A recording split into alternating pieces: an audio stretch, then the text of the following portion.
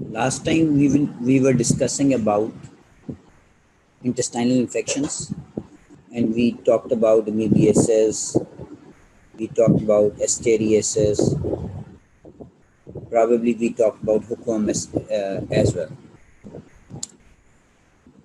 Today I'm going to discuss and revise the diarrhea and dehydration with you people. Again, going to tell you one more important thing, that just like ARI, just like acute respiratory illnesses, pneumonia, and tuberculosis, as far as the respiratory ailments are concerned within your syllabus, this diarrhea and dehydration is equally important as far as your examination point of view is concerned. So I would like all of you to pay attention and be ready for the questions as well. And I would be more happy that instead of Google the answer, if your answer will be the abrupt and quick, then it will be more good. Is it clear?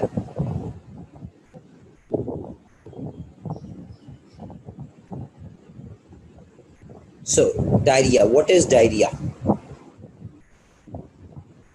Diarrhea is the passage of 3 or more loose or liquid stools per day, or more frequently than than is normal for the individual.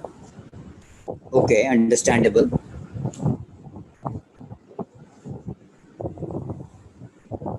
दिन में 3 मरतबा या liquid stools आ रहे हैं तो आप उसको diarrhoea कह दो। वैसे जो पहले डेफिनेशन जो नंबर ऑफ स्टूल्स के ऊपर आती है कई दफ़ा जब हम बात करते हैं, तो वो 3 से ज़्यादा, 3 कम से कम होने ज़रूरी हैं।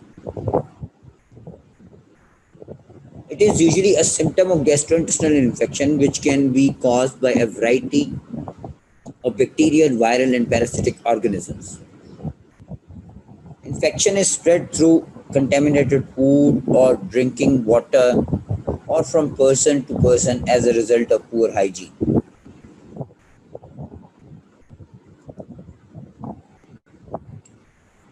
Diarrheal disease is the second leading cause of death in children under 5 years of age and is responsible for killing around almost 5,25,000 children per year.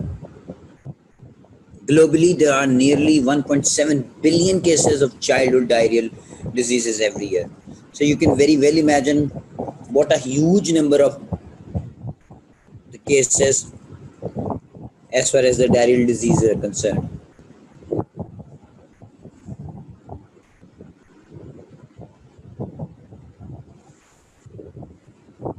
अक्सर सवालात में पूछा जाता है कि what are the clinical types of diarrhea? What are the different types of diarrhea? जब आपसे different types पूछी जाए तो उसमें आप क्लिनिकल टाइप भी बता सकते हैं और एजेंट के पॉइंट ऑफ व्यू से भी बता सकते हैं।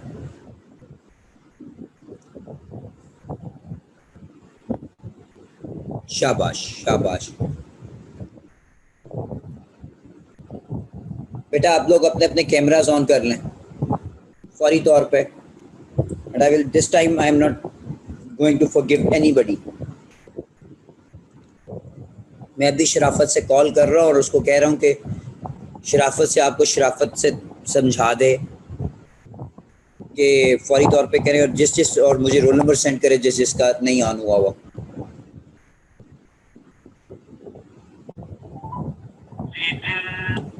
मैं अभी उससे कॉल कर रहा हूँ, hope he will be listening to me.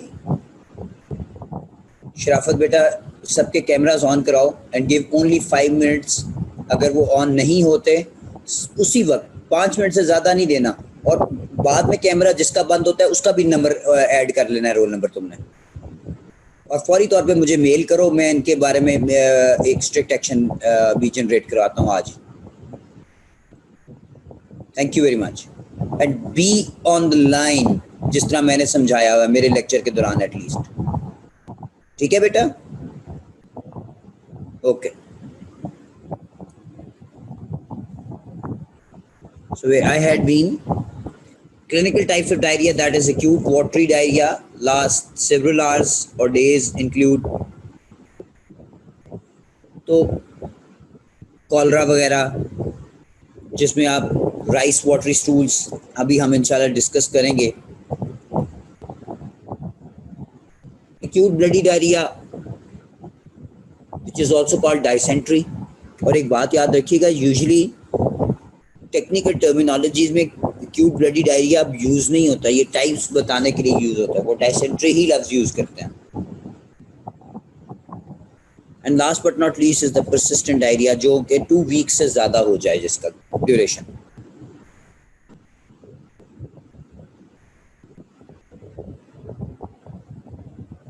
It could be infectious, it could be non-infectious as well, as far as the persistent diarrhea is concerned.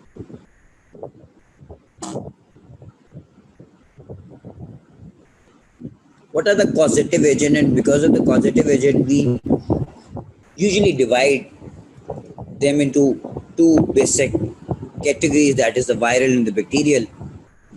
And the third one is the amoebic one.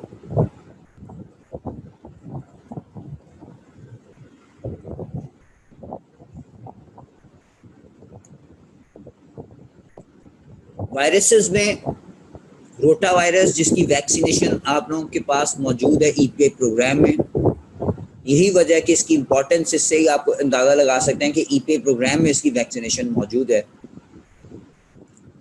How notorious it can be, how dangerous it can be for the young children. So in order to prevent this infection, this virus leading to the diarrhea, we introduce vaccination at the age of what? Hurry up, please answer. You have only 5 seconds.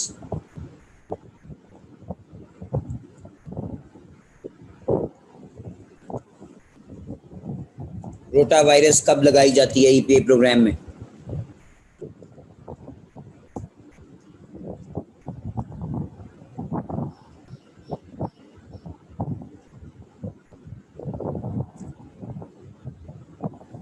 No answer.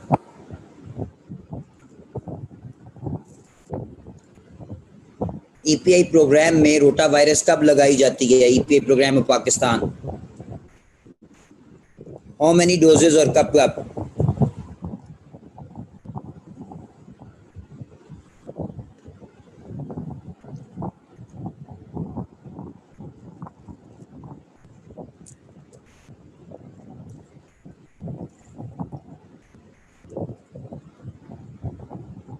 शाबाश, very good.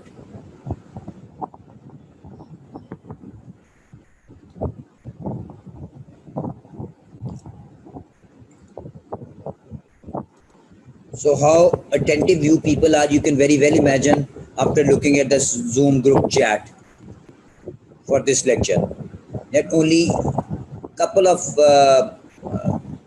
students came up with the answer initially. This is a total shame कि ये आप लोगों का attentive रहने का span है। Cameras on करवाने से कोई किसी ने आपकी वीडियोस देखकर कोई चांद सितारे या फूलों का हार नहीं पहनाना। It's just only to make a discipline, to maintain a discipline. Or I'm pretty much sure that 50% of you must not be listening to the lectures as well, and they are going to pay a heavy price of it. I'm telling you, जो rules and regulation निकल रहे हैं आप लोगों के लिए, it's not going to give you any leverage. देख लेना, फिर ना कहना बताया नहीं था।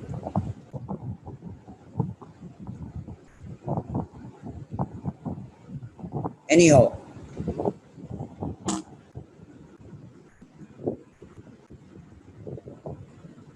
रोटा वायरस के अलावा एडिनो वायरस एक बहुत इंपॉर्टेंट कोरोना वायरस जो आजकल फैले हुए हैं। एंड मैंने बहुत से केसेस बच्चों में ख़ास तौर पे बहुत नोट किए हैं डायरिया के साथ, विद इवन कोविड-19 पॉजिटिव। सिर्फ हिस्ट्री ये थी कि उनके रिलेटिव्स को भी कोविड-19 था। When we talked about the bacterial agents, E. coli जो आपका ट्रेवलर डायरिया भी कॉज करता है। याद रखिएगा, ये याद रखिएगा, वाइवे में ये लफ्ज पूछा जाता है, ट्रेवलर डायरिया कौन कॉज करता है। हमें इसे ट्रेवलर डायरिया क्यों कहते हैं? सैल्मोनेला को क्यों नहीं कह देते? विब्रियो कॉलरा को क्यों नहीं कह देते? ये इंपॉर्टेंट क्वेश्चंस हैं, आपको पता होने चाहिए इनके answers.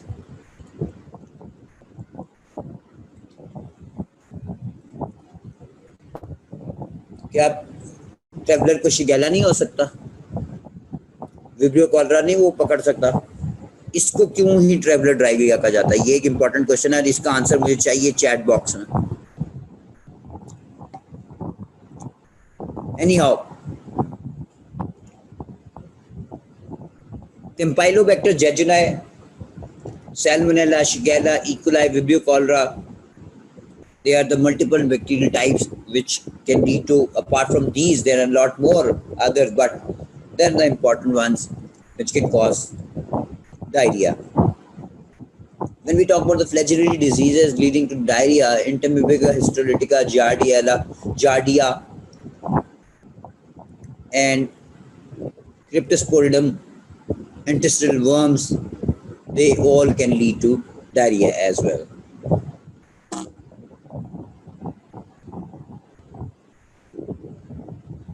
Man is the principal reservoir when we talk about the reservoir of this infection, and thus most transmission originates from human factors. For example, E. coli, Shigella, Vibrio cholera, Entamoeba histolytica, etc.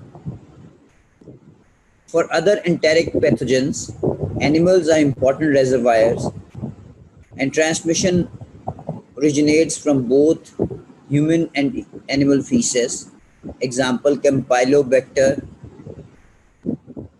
jejuni, Salmonella, etc.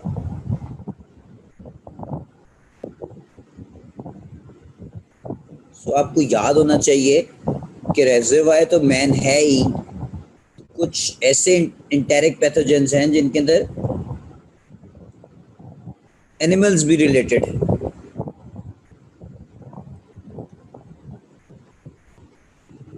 Host factors. Obviously, diarrhea is most common in children, especially those in between 6 months and 2 years of age.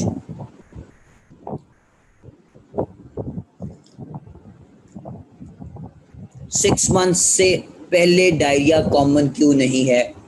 Please type your answer in the chat box right now. You have only 10 seconds.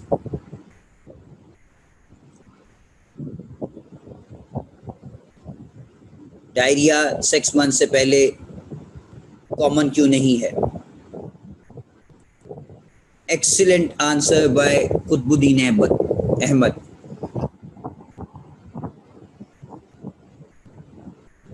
Perfect Mrs Ayesha, शाबाश, absolutely right, because वो mother feed पे है, maximum mother feed पे है। Exclusive जो बच्चे mother feed पे होंगे, शाबाश, excellent answer, I am very happy. Bottle feed नहीं है, एनवायरमेंटल इन्वॉल्वमेंट इतनी नहीं है, तो chance to have the disease will be minimum. जब याद रखें आपसे ब्रेस्ट फीडिंग के एडवांटेजेस पूछे जाते हैं तो उसमें ये it's one of the important advantage as far as the advantages are concern. Incidence is highest in the age group of 6 to 11 months when weaning starts. It reflects the combined effects of declining level of maternal antibodies, lack of active immunity in infants. By the way, what is weaning? कोई define कर सकता है या थोड़ा सा hint दे सकता है chat box में? और इसका मतलब क्या है वीनिंग का? अभी हमने वर्ड पढ़ा,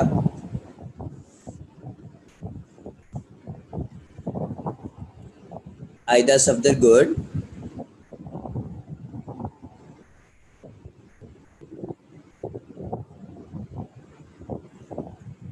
अली इजाज ने कुछ बेहतरीन आंसर लिखने की कोशिश की है.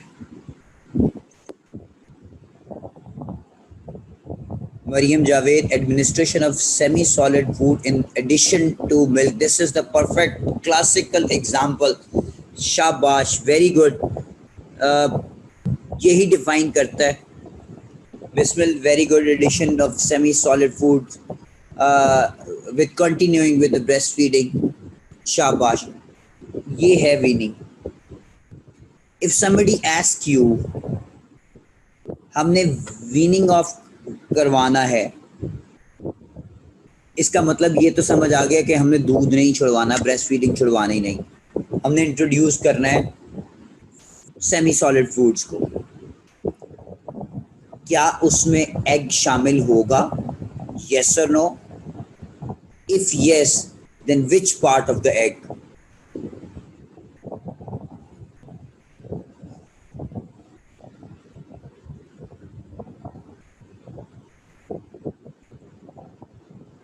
We have the multiple answer, only egg white, yolk, egg white. Shabash. Anyone else who wants to participate? Yolk is not given. Smash egg white, good. Shabash. Egg white, good. Very good. Anyone else who wants to participate, or just I continue with the answer? Well, याद रखिएगा, another viva point of view से question पूछ रहा हूँ. ये nutrition में आपसे अक्सर पूछा जाएगा. Egg white should never be given in the first step. Why? It is purely contain albumin, or you never know the kid is allergic to this albumin. So in order to avoid or take the risk of this albumin allergy, we introduce the yolk part first, which is just a fat one, and very essential fats are present in yolk. So always remember, जब आप 6 months पे weaning करवा रहे हैं और आपने egg introduce करना है, तो कोशिश करेंगे योग पार्ट करेंगे. जब हमने वीनिंग करवानी है और नए सेमी सॉलिड फूड्स देने हैं, तो अपार्ट फ्रॉम एग, मैं 8वें-9वें महीने की बात नहीं कर रहा, मैं 6 months में जब बच्चा हो गया है उसमें बात कर रहा हूँ. Apart from egg, what other foods can be introduce? शाबाश, hurry up.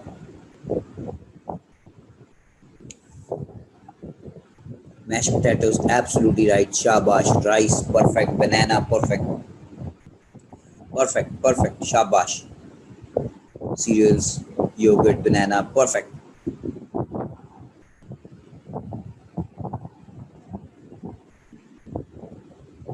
Good, very good. Can we introduce wheat or wheat products?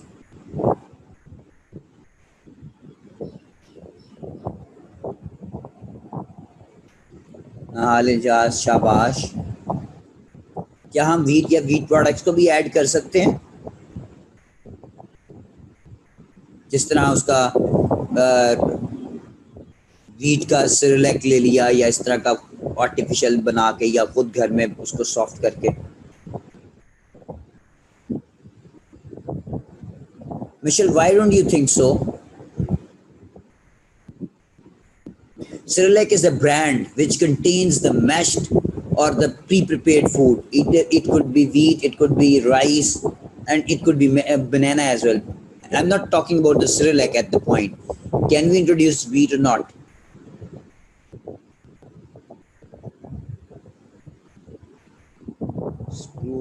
Spur हो सकता है, सीलिक डिजीज हो सकती हैं, बच्चे सीलिक डिजीजेस वगैरह होंगी तो वो तो फिर काफ़ी देर तक रहेंगी ना, वो तो शायद ये भी हजम ना कर सके जो आपने पहले मेंशन की हैं। Okay good. हिरा कहती हैं yes, best given at 8 to 9 months। Okay fine, good enough. Why best given at 8 to 9 months? This is the question. This is what I have asked. This is not the answer. Nihal, मैंने तो पूछा 6 महीने में अगर आपने introduce करवाना है क्या करवा सकते हैं कि नहीं करवा सकते, जिसने एग का पूछा था। शाबाश, परफेक्ट। एलर्जीज, वीट एलर्जीज को अवॉइड करना है, जिस तरह एग वाइट से एल्ब्यूमिन एलर्जी को अवॉइड करना है, ताकि और ज्यादा बच्चे के अंदर इम्यूनिटी डेवलप हो जाए बाय दैट टाइम। ये आंसर है 8 to 9 months में देने का, इंट्रोड्यूस करना, लेटर ऑन इंट्रोड्यूस करने का। इसलिए एग के वाइट को भी लेटर ऑन इंट्रोड्यूस करने का। इनिशियल फ्यू 1.5 months 2 months में हम ये चीजें इंट्रोड्यूस नहीं करते। बाकी चीजें जो आपने लिखी थी वो डेफिनेटली इंट्रोड्यूस कर देते हैं, बिकॉज उनकी एलर्जीज होने के चांसेस जरा कम से कम है। शाबाश, thumbs up. So coming back to the topic, probably it was a good teaser for you people to just to make you people awake. Anyhow, it is, I don't know whether anybody does it in his or her lecture or not, but I just feel like if you are not interacting with the audience, I can't see audience all of the time, even with the cameras on. But I believe if my voice is going to everyone, the participant, the person who is listening to me should be attentive enough so that he or she can, benefited out of this lecture. बेटे Cerelac के अंदर flavours हैं Mariam. Cerelac is the name of the brand. Okay, जिस तरह शेजान का juice है, शेजान का मतलब ये नहीं है कि मैंगो है। Schezwan could be, lychee, it could be lemon, or maybe any other flavor as well. So Cyrillic is the brand. Cyrillic can come up with the wheat, Cyrillic can come up with the banana, Cyrillic can come up with, multiple fruits.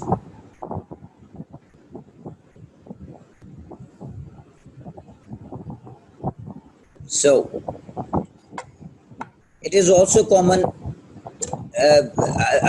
I was discussing about the host factors. It is also common in babies under 6 months of age, जो कि किस पे होते हैं, cause milk के ऊपर होते हैं, इन्फेंट फॉर्मूला मिल्क पे होते हैं। ये वो बच्चे होते हैं जिन 6 महीने से कम कौन वल्नरेबल होता है, जो कि मदर फीड पे नहीं होगा। Another solid point to just make the importance of your breastfeeding. Diarrhea is more common in malnourished people or kids.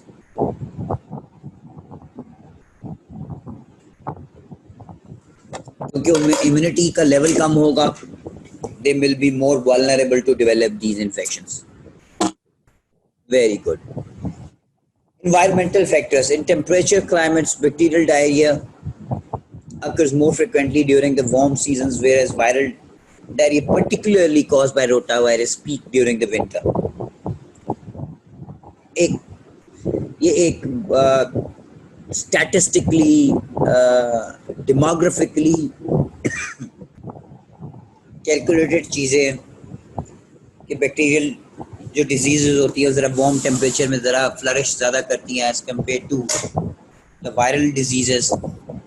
लेकिन इस को हतमी तौर पे फैसला करना बड़ा मुश्किल हो जाता है।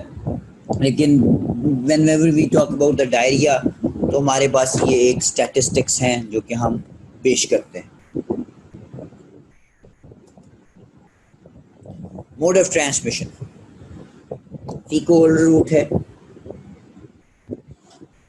वाटर बॉर्न है, फूड बॉर्न है, डायरेक्ट ट्रांसमिशन है, वो जो व्हीकल बॉर्न है जिसे हम कहते हैं, तो आप लोगों को पता होना चाहिए। How to prevent it?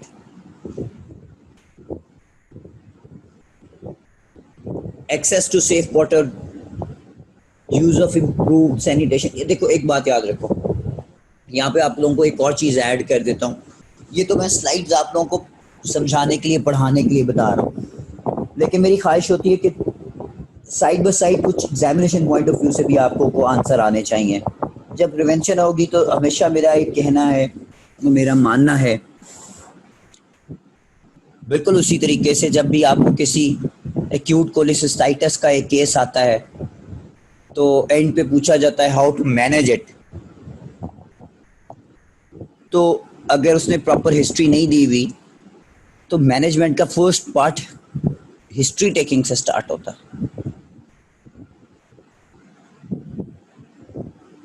अगर वो हिस्ट्री दे दी है तब आप उसको ओमिट कर देते हैं, उसके बाद फिर आप क्लिनिकल एग्जामिनेशन पे आते हैं। मैनेजमेंट का मतलब कतन उसको दवाइयां देना या डायग्नोसिस की तरफ जाना नहीं है। इसी तरीके से प्रिवेंशन का कतन मतलब बुलजाई नहीं है।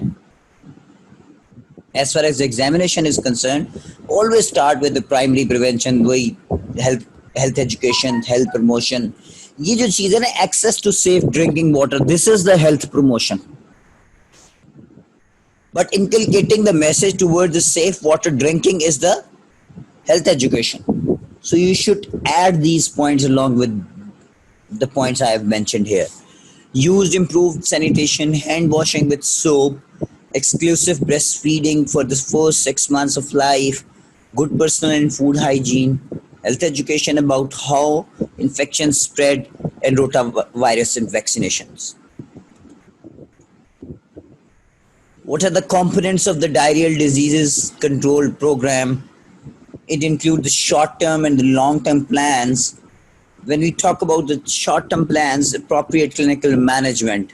अब clinical यहीं पे आ जाती है मेरी बात। जब when we talk about the clinical management, history is there that the diarrheal cases are rising and this and that. But what will be the clinical management? That will be a clinical examination. Either the child or the person is dehydrated or not, because diarrhea and dehydration go side by side. शाबाश बेटा, बहुत अच्छा किया आपने उनकी attendance वो mark कर ली और उनके कैमरास के बाद। जो स्टूडेंट अब दोबारा ऑफ करता है उसका भी ऐड करते जाना बेटा। This is my decision and I will handle my decision myself. Good. खास तौर पे मुज्तबा हसन का तो नाम नोट करो ना। अब ऑफ कर दें जिसको बहुत ज़्यादा जल्दी है, इसका ऑन ऑफ कर इसका नाम रोल नंबर नोट करो और इसको मुझे मैसेज बनाकर मुझे भेजो सारे।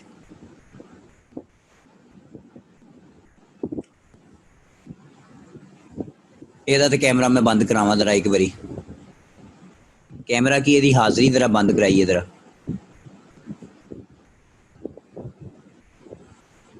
सो लॉन्ग टर्म प्लान्स में हम क्या करते हैं कि maternal child health services and practices को बेहतर करता। This is very important. Why important? Because if the mother is not knowing how to take care of her child, how can it be possible that the diarrheal diseases can be prevented or can be taken care of? Number 2, if the mother will be healthy, the baby will be healthy as well. Another technical point. Apart from this,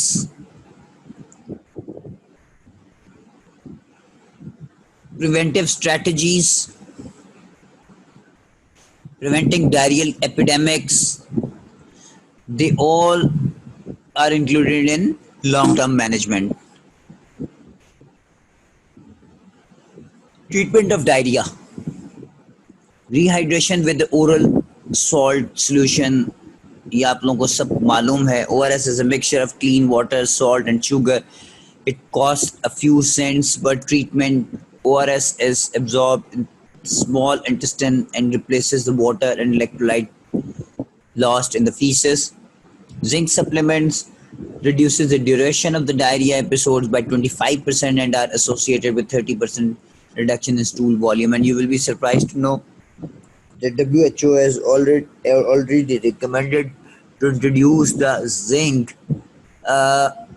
even in the earliest or early stages of the flu as well. It's a very good remedy in order to reduce the duration of the flu. Reepithelialization बहुत अच्छी करता है zinc. जो diarrhoea में और upper respiratory element में, usually flu में damage हो जाती हैं. Rehydration with intravenous fluid in case of severe dehydration or shock. Nutrient-rich foods, the vicious circle of malnutrition and diarrhea can be broken by continuing to give nutrient-rich foods, including breast milk, to the children uh, during an episode, and by giving a nutritious diet, including exclusive breastfeeding for the first 6 months of life to children when they are well. Consulting a health professional in particular for management of persistent diarrhea, or even there is blood in stool if there are signs of dehydration. Very, very, very important. घर ना बैठे रहें, ये पैगाम आपने अवामुन नास को देना है. अगर साइंस ऑफ डिहाइड्रेशन आ गए हैं या ब्लडी डायरिया स्टार्ट हो गया,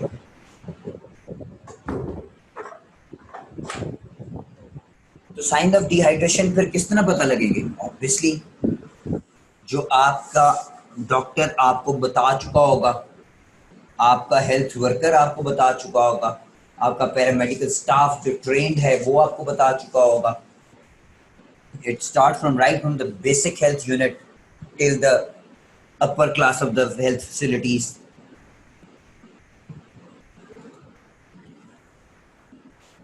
अच्छा, अब इसमें इंपॉर्टेंट चीज ये है, before I jump on the dehydration,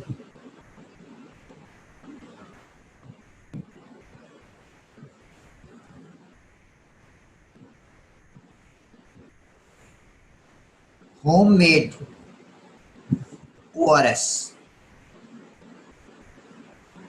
Please jot down the answer in the chat box. Hurry up.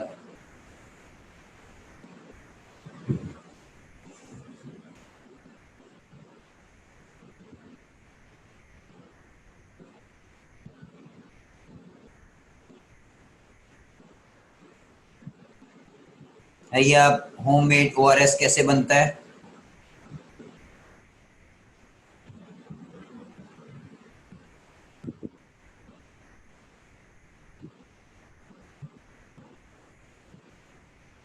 Good.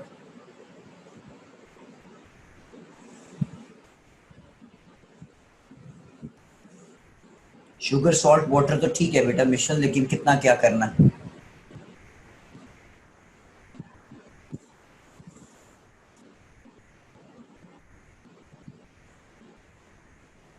One fist sugar and 1 pinch of salt in 4 glasses of water. बेटा 1 liter of water technical term आ जाएगा. जब हम बिल्कुल non technical words use कर रहे हैं, तो हम जब फिस्ट पिंच के बारे में बात कर रहे हैं, तो तब आप 4 ग्लासेस ऑफ वाटर आप बोलोगे बेटा. शाबाश. या जिनके पास स्पून वगैरह हैं तो वो ये कहते हैं. Good answer.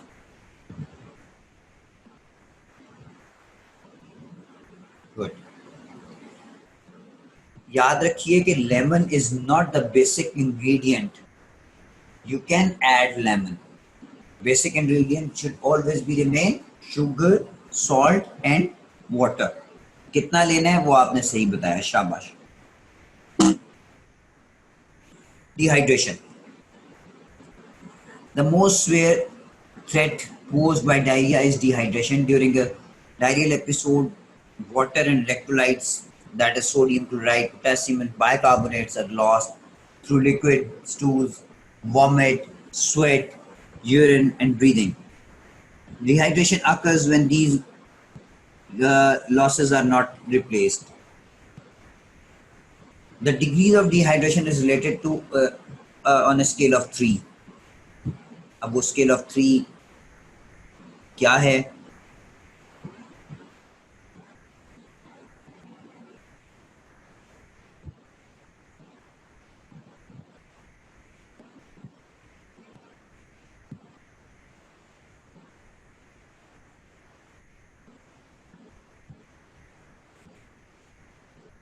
severe dehydration, some dehydration, और नो डिहाइड्रेशन। स्वे dehydration at least 2 of the following science होने चाहिए इनमें से।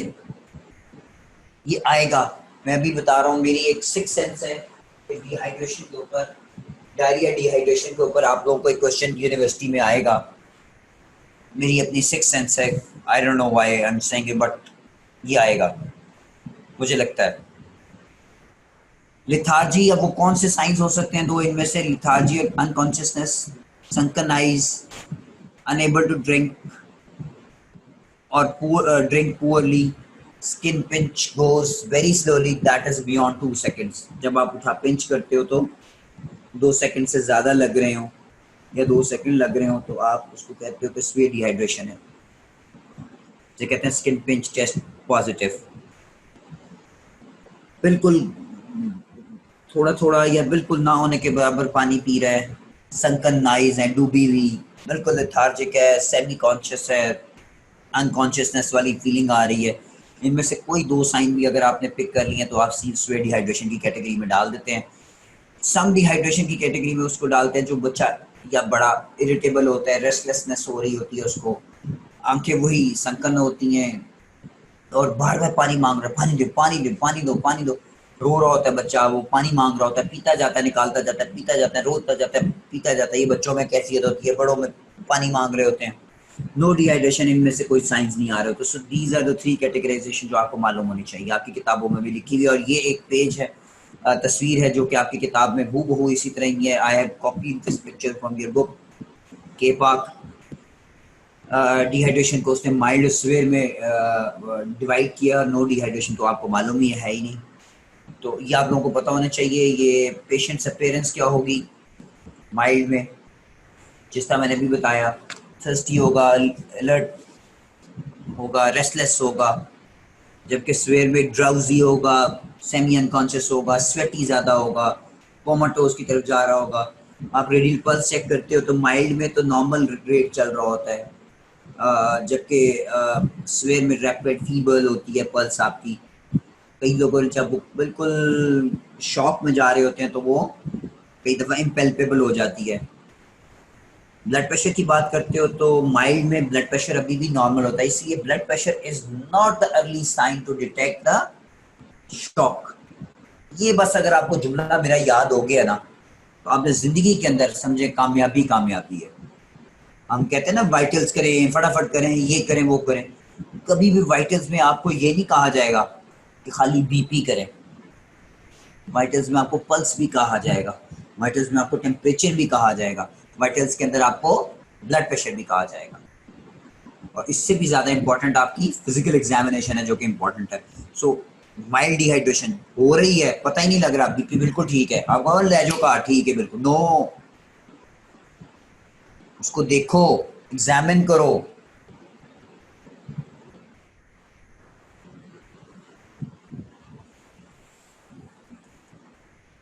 ब्लड प्रेशर जो है उनमें कम होना शुरू हो जाएगा स्वेयर डिहाइड्रेशन में। टंग को अगर आप देखते हैं, स्किन पिंच टेस्ट देखते हैं तो स्किन पिंच टेस्ट माइल्ड में तो बिल्कुल नॉर्मल होगा, जबकि वो 2 सेकंड या 2 सेकंड से ज़्यादा होना शुरू हो जाएगा स्वेयर डिहाइड्रेशन में। Like I said earlier, tongue जो होगी माइल्ड में या नो डिहाइड्रेशन में मॉइस्ट ही रहेगी। It's very difficult to pick mild dehydration on the earlier stage. वो यूजुअली स्वेयर में चले जाते हैं अगर वो अनरिकग्नाइज्ड रह जाएं। तो जबकि ड्राई होना शुरू हो जाएगी स्वेयर में। एंटीरियर फॉन्टेनेलिस बच्चों में बहुत इंपॉर्टेंट है, नॉर्मल कोई प्रॉब्लम नहीं, हाथ लगाते हो। और स्वेयर में संकन बड़े बच्चे देखें, यूरिन में भी बहुत फर्क पड़ जाएगा। माइल्ड में तो बिल्कुल नॉर्मल होगा जबकि उसमें कम होना शुरू हो जाएगा। So these are the important things जो आपको याद होनी चाहिए। ये कॉम्पोजिशन है जिसके ऊपर कोई कॉम्प्रोमाइज़ नहीं, इम्तिहान में सवाल आते हैं, बड़ी दफ़ा आते हैं, आए भी हैं, आते रहेंगे। So you all should remember this composition as well.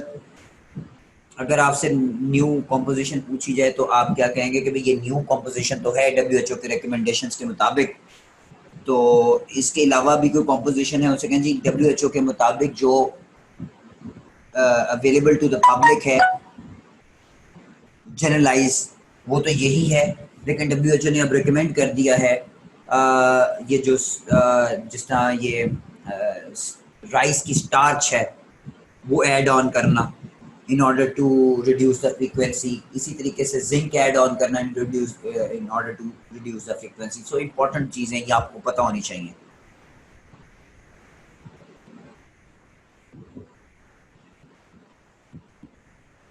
What is food poisoning?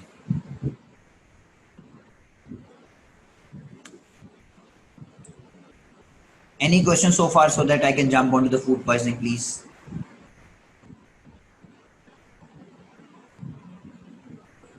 कोई सवाल आपके ज़हन में हो?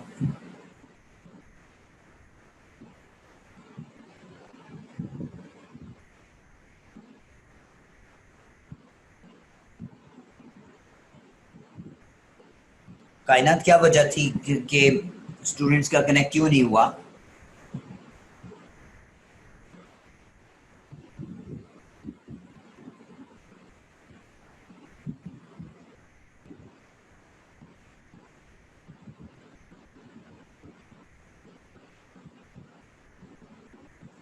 I don't know. मेरा तो फौरी तौर पे कनेक्ट हो गया. You may be right, but I don't have the answer because it's a technical issue. I can't say yes or I can't even say no to you people because it's a very technical thing. तो I believe that जो हमारे attendant हैं यहाँ पर शराफत, वो administration तक आपका ये मैसेज पहुंचा देंगे. शराफत ने डेफिनेटली आप लोगों की अटेंडेंस से नोट की होगी. जो एब्सेंट होंगे उनका ऑब्वियसली वो आप लोग ही होंगे, तो आप लोगों ने डेफिनेटली कहा होगा. So I think the message will be conveyed to the administration, inshallah, by Sharafat. I hope Sharafat you will be listening to me. मेरी आवाज़ आ रही होगी. अगर जो बच्चे जो एब्सेंट थे, मैं एब्सेंट्स की बात कर रहा हूँ, not talking about the cameras. जो एब्सेंट थे, जिन्होंने लेट ज्वाइन किया है, उनके लेट कमर्स के अंदर आपने नाम डेफिनेटली नाम नोट किए होंगे. उनके नाम लेके आप एडमिनिस्ट्रेशन को मेरी तरफ से भिजवा दीजिएगा कि डॉक्टर उस्मान ने ये भिजवाए हैं. सो कोई प्रॉब्लम हुई तो I will handle it accordingly. Problem का मतलब ये है कि I will definitely tell them that the complaint was from the students के नहीं ज्वाइन हुआ था, तो वो खुद ही इसको रेक्टिफाई करेंगे कि आप वो सच बोल रहे हैं या झूठ बोल रहे हैं. The administration will be taking the final decision accordingly. But as far as the cameras are concern, जो कि स्टूडेंट्स प्रेजेंट थे और उनका कैमरा नहीं था विद इन द 5 मिनट्स जो हमने टाइम पीरियड दिया था, जो आपने नोट किए हैं, वो they are not going to spare at all at any case. और जिन्होंने अभी भी बीच में बंद कर देंगे या बंद कर दिया था, और अगर शराफत ने नाम नोट कर लिया है, so I am extremely sorry for all the inconveniences. तो ये तो नाम जाएगा. मैं लास्ट लेक्चर में कह चुका था, लेकिन अगर आप लोगों को नहीं समझ आती तो मेरा कसूर कोई नहीं है इसमें.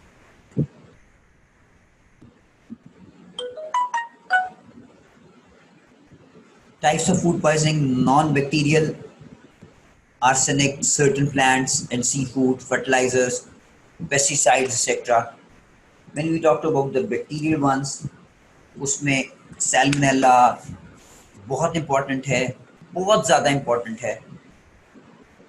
स्टेफलोकोकल बहुत इम्पॉर्टेंट है, बहुत ही ज़्यादा. क्योंकि मैं क्यों कह रहा हूँ, ये बहुत कॉमन है. आपको मैं मिसाल देता हूँ स्टेफलोकोकल की. बहुत एक्यूट रिजल्ट आता है इसका. एक मिसाल दे रहा हूँ. एक कुक है, वो आपके लिए सैलेड काट रहा है, बड़ी खूबसूरत, ये सजी बजी ग्रीन, हरी, पीली, बड़ी खूबसूरत लाल टमाटर कटे हुए. आइए आपने सैलेड खाई, आपको हो गया. सैलेड भी क्या प्रॉब्लम थी, इन्फेक्शन तो कहीं ना कहीं से आया ना. वो हुआ ये था कि वो बेचारे को कहीं कोई फिंसी फोड़ा था उंगली पे, स्टेफलोकोकल इन्फेक्शन उसमें से रिस्क के आपके उसमें चला गया. मिलियन ऑफ ड्रॉप चाहिए था, उसको खराब कर दिया. You interacted that one. अक्सर क्वेश्चन पूछा जाता है कि जी हम लोग 6 बंदे थे, हम लोगों ने खाया, 5 को कुछ नहीं हुआ या 4 को कुछ नहीं हुआ, 2 को क्यों हुआ? हो सकता है कि उस 2 के पार्ट में जो हिस्सा गया था उसमें बैक्टीरियल लोड या वायरल लोड जो भी था जिसकी वजह से कॉज हुआ इशू, वो ज़्यादा था. So another example. खैर, botulism, clostridium perfringens, another types of the food poisoning, आप लोगों को पता होना चाहिए. सेलुलर फूड टाइप पॉइजनिंग की बात जब हम करते हैं तो typhi, cellular typhi is the agent, the source man gets infection usually from the animal in the poultry. अंडों में बहुत ज़्यादा पाया जाता है. इंक्यूबेशन पीरियड 12 to 24 आवर्स है इसका. Mechanism of poisoning: after ingestion of the organism, it multiplies in the intestine and gives rise to acute enteritis and colitis. The onset is generally chills, fever, nausea, vomiting, and profuse watery diarrhea, which usually lasts for 2 to 3 days. Staphylococcal food poisoning में agent वही staphylococcus है, staph aureus coagulase positive bacteria. They are found on skin, like I said earlier, nose and throat of man and animals. Incubation period है 1 to 8 hours. सबसे shortest अगर आप note करें Salmonella का 12 to 24 hours था. One of the shortest incubation period, इसलिए जल्दी result आ जाता है. Mechanism of food poisoning: it is due to ingestion of toxin formed in the food in which bacteria have grown. These toxins are heat resistant. It can remain in food after organisms have died. तो ये important चीज़ है. Botulism की बात करें तो exotoxin clostridium botulism generally type A B and E. The organism is widely distributed in soil, dust, intestinal tract of animal and enters food as spores. ये important चीज़ है. मतलब हवा में उड़ते हैं और ये हम ingest कर सकते हैं. Incubation period है 18 to 36 hours का. मैकेनिज्म वही है ऑफ फूड पॉइजनिंग के टॉक्सिन्स प्रीफॉर्म पहले से बना होता है इन फूड अंडर एनारोबिक कंडीशन. खासतौर पे जो कैंस वगैरह होते हैं फूड कैंस उसमें चला जाए तो एनारोबिक हो जाता है. It acts the on the parasympathetic nervous system. The gastrointestinal systems are very slightly as compared to the other infections, so दूसरे symptoms इनके ज़्यादा prominent हो जाते हैं. The prominent symptoms are dysphagia, like I said earlier के दूसरे symptoms, diplopia, ptosis, dysarthria, muscle weakness, and even quadriplegia. This condition is frequently fatal. Death occurs 4 to 8 days later due to respiratory cardiac failure, क्योंकि ये involvement of the muscles कर लेता है, paralyse करता है, जिसकी वजह से रेस्पिरेटरी फेलियर में चला जाता है पेशेंट. ये जितने भी कैन फूड्स होते हैं एनारोबिक कंडीशंस उसके अंदर होती हैं तो ये उसके अंदर बॉटुलिज्म का चांसेस होता है. Perfringens and food poisoning. Welchii बहुत इंपॉर्टेंट है. Clostridium perfringens welchii has been found in faeces of human animals in soil, water, air. Incubation period 6 to 24 hours. अगर आपको याद हो वो 1 to था तो ये 6 to 24 ये भी शॉर्ट पीरियड में गिना जाता है. मैकेनिज्म ऑफ फूड पॉइजनिंग में the spores are able to survive in cooking and if the cooked meat and poultry are not cooled enough they will germinate. इसलिए कहते हैं जब भी आप खाना पकाएं तो हम अक्सर लोग बाहर रख देते हैं कि ठंडा होगा तो फ्रिज में रखेंगे. नहीं, इट इज़ मैंडेटरी. अब फूड हेल्थ कहता है कि आप उसको इमीडिएट कूल करें उसको. Clinical symptoms and the most common symptoms are diarrhea, abdominal cramps, and little or no fever occurring 8 to 24 hours after consuming the food. Very important point. Very, very important point. Prevention and control में obviously वही health education करें, health promotion करें. Health promotion में food sanitation, proper waste disposal, safe water supply होनी चाहिए. Food sanitation में meat inspection, personal hygiene, food handlers कैसे हैं वो सेहतयाब हैं कि नहीं है, फूड हैंडलिंग टेक्निक्स कैसी हैं, सैनिटरी इंप्रूवमेंट्स कैसे हैं, हेल्थ एजुकेशन हुई है उनकी कि नहीं हुई हुई. Now coming back to the refrigeration जो जिसके बारे में जिक्र किया, there should be a proper temperature control. Food should not be left in warm pantries. Kitchen के साथ में जो रख देते हैं ठंडा होने के लिए वो मत करें. Foods not eaten immediately, should be kept in cold storage. खाना पका के रख लिया, एक बंदे ने खाया, अभी 10 बंदों ने भी खाना है, 6 घंटे बाद खाना है, 4 घंटे बाद खाना है. It's better not to wait. It should be put into the for the refrigeration. Cook and eat in the same day is the golden rule. ये एक खूबसूरत मकूला है. प्रिवेंशन के अंदर हमेशा एक चीज़ याद रखें, सर्वेलेंस का पार्ट भी कई दफ़ा ऐड करना पड़ता है. Food sample must be obtained from the food establishment periodically and subject to laboratory analysis if they were unsatisfactory. If you have any question, please feel free to ask. We will be discussing the other topic inshallah next week. कोई सवाल है तो पूछ सकते हैं आप लोग.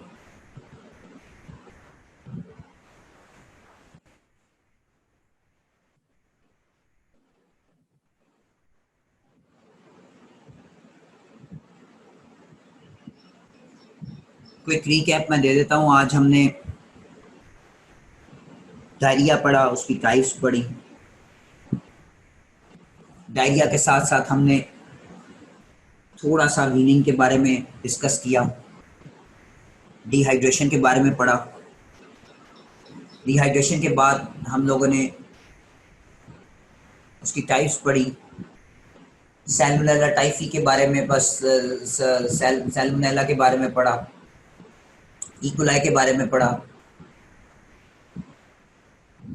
इसी तरीके से फूड पॉइजनिंग की जब हमने बात की तो स्टैफ ऑरियस के बारे में हमने बताया, क्लॉस्ट्रीडियम के बारे में डिटेल में बात की। Is there any connection between the typhoid and hearing loss?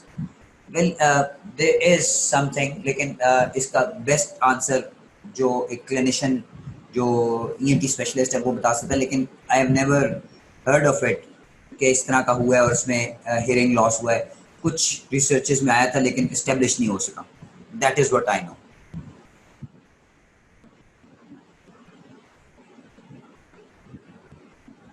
Thank you very much. Have a good day. All the very best. Thank you.